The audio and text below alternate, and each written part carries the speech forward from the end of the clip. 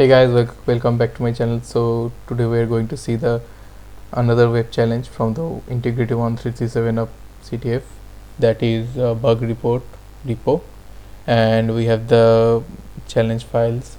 Sorry, we don't have any challenge file. We have the URL.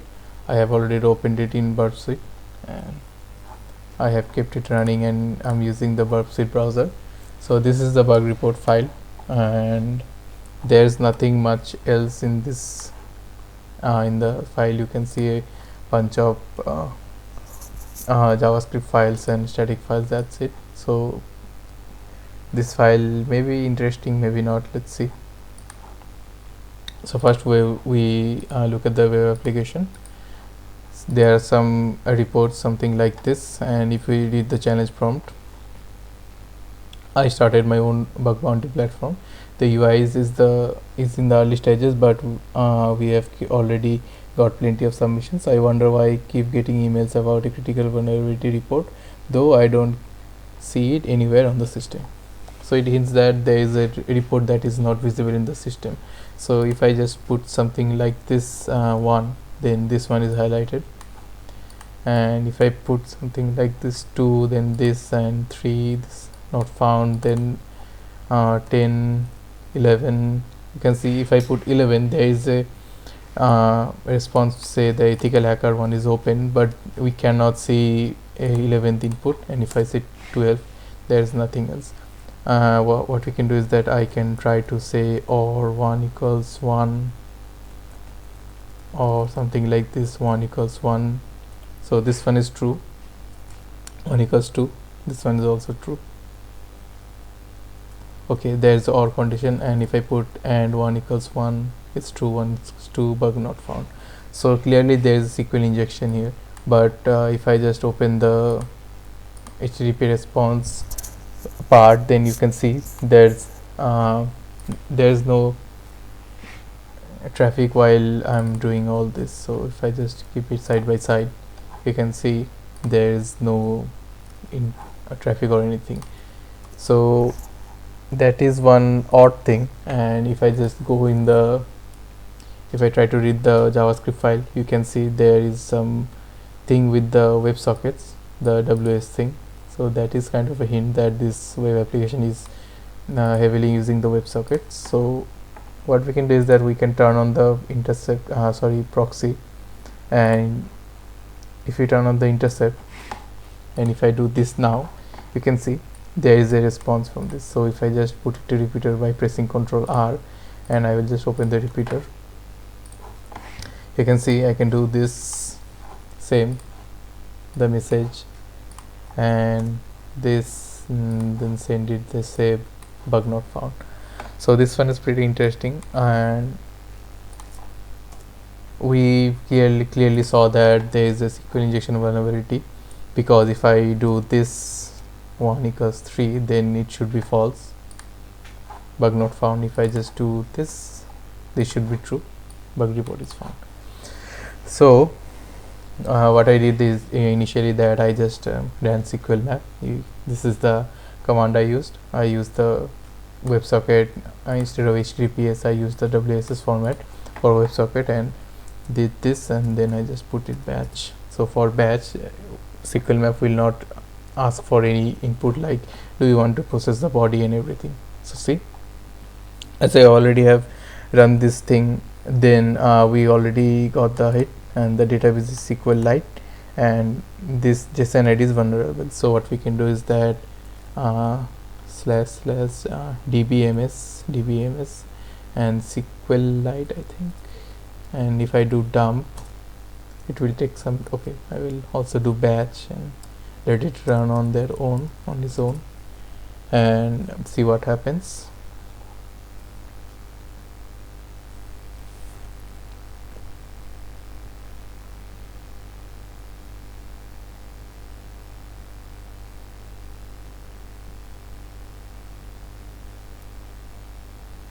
What you can do is that instead of specifying something like this, because it's going to generate a lot of traffic, you can also I think we can say that the database for this should be called bug report. You can see it's retrieving the database, so it should be something like this bug report. So we can also specify something like this with -d.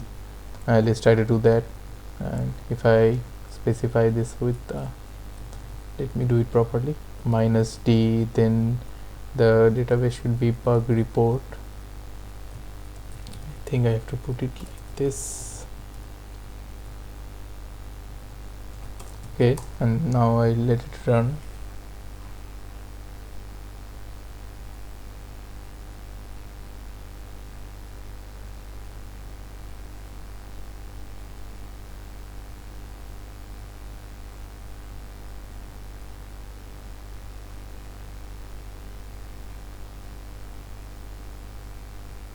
Okay, it's still continuing from this part. I don't know why is that. D should have given it the input. Okay, I will just in the meantime I will just check the SQL map help page. SQL map grep.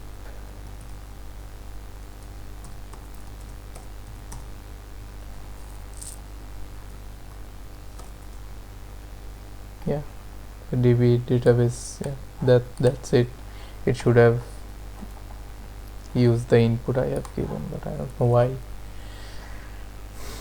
Okay, I'll just pause the video here, and once it's done I will resume it. So the SQL map run was successful. I updated the query. So I accidentally passed the database tag with D. It should be the tables tag, the bug reports, and also I put it first bug report. That's why it was not showing up. And I increased the threads, and I used where the ID is 11, and it took around I think 5 minutes to get the whole thing. So we have some interesting things. We have an endpoint, and there is a looks like a ID and password. Let's see. Let's go to this endpoint first.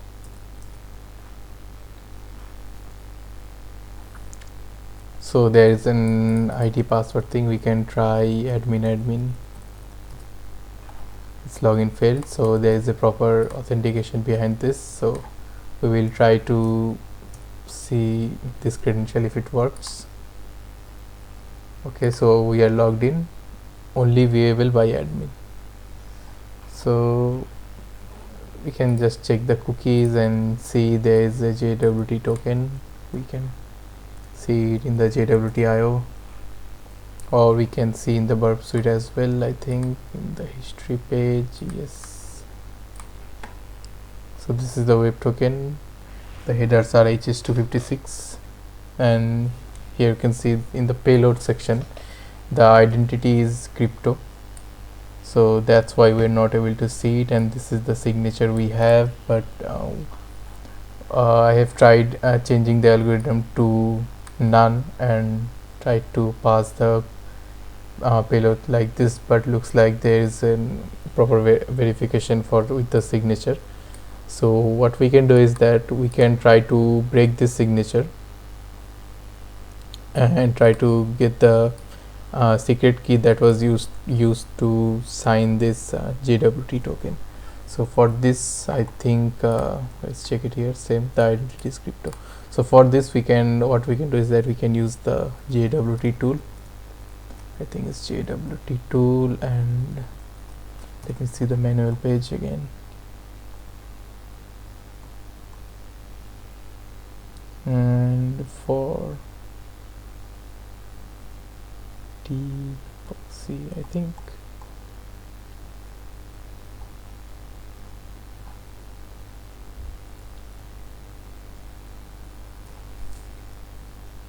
okay, I think we can just paste the token here and see. Here is all the information we have, and in order to crack the simplify, specify -d. Okay, so first we have to crack it with C, then specify -d, and we'll use the raw txt file.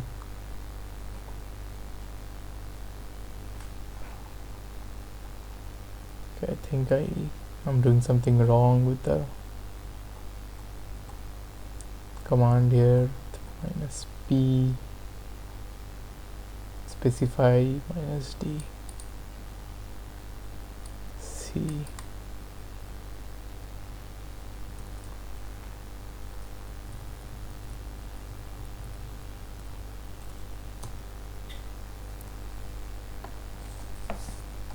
Okay, I think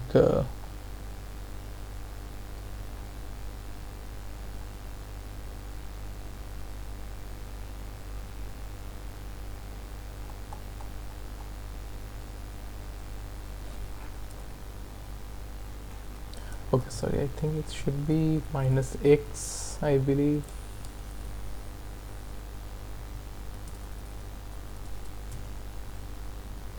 Okay, I think it was something like this.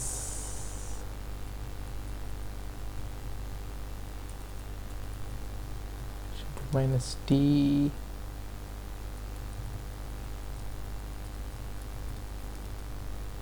and it should be wrapped around like this.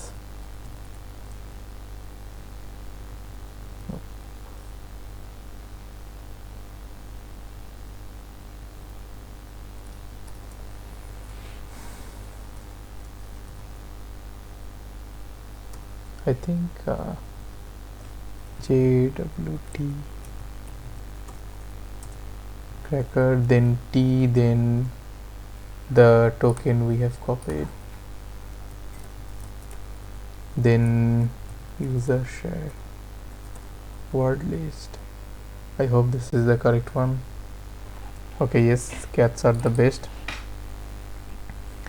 We already found the secret. I think you can do the same with hashcat and John the Ripper, I believe.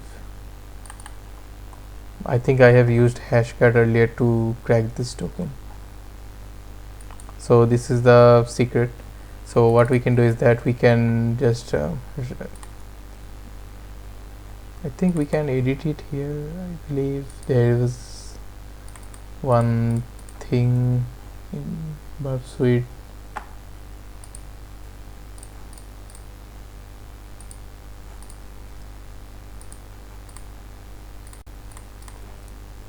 I think I'm not sure if we can just edit the thing here.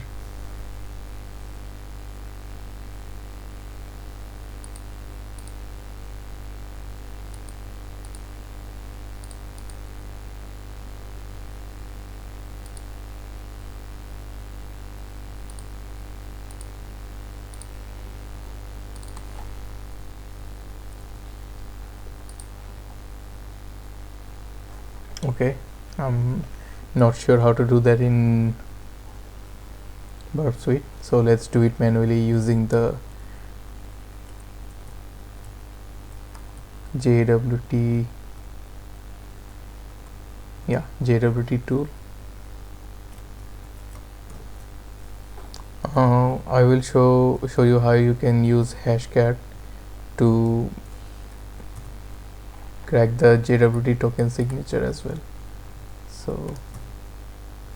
So it's a hashcat, then -m, sorry, -m a0 फिर -m16500, then the token. I think that's it.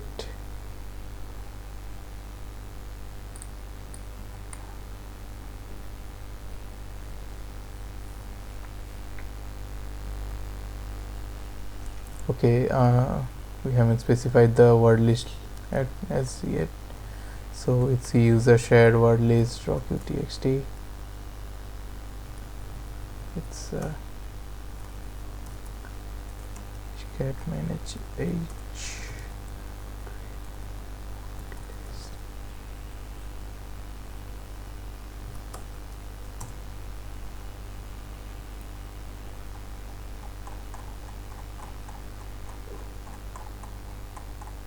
What was the exact command? I forgot.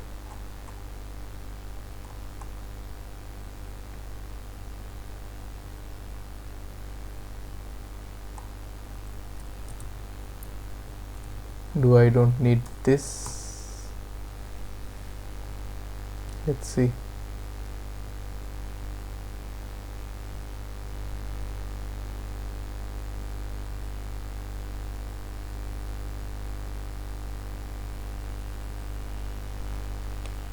What's that issue?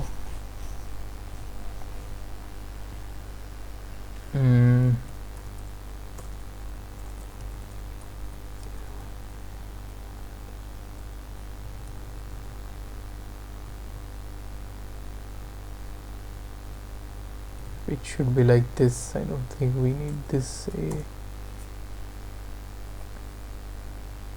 Okay, there is some issue with the hashcat. I don't know what happened. I think I have enough memory to run this. Okay, let's ignore it for now. We already have the secret, so just we're just going to generate another signature. So this is the whole command again. We are specifying the field we are going to temper, that is the identity. Then the value should be admin.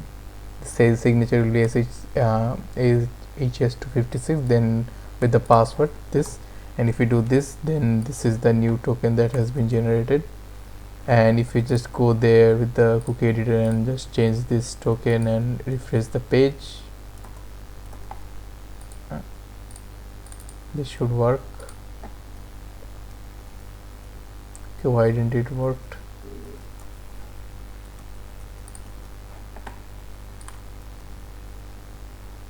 Identity is admin. It's admin. Why it doesn't work?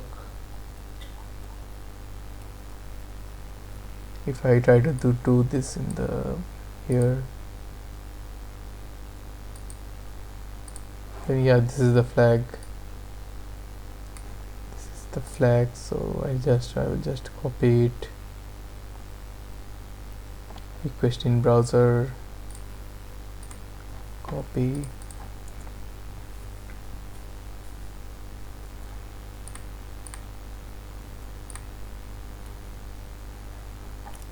It should work. I don't know what happened.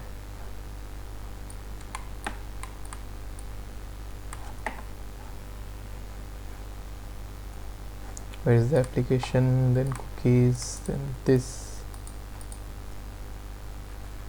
Okay, so when we are refreshing the page, the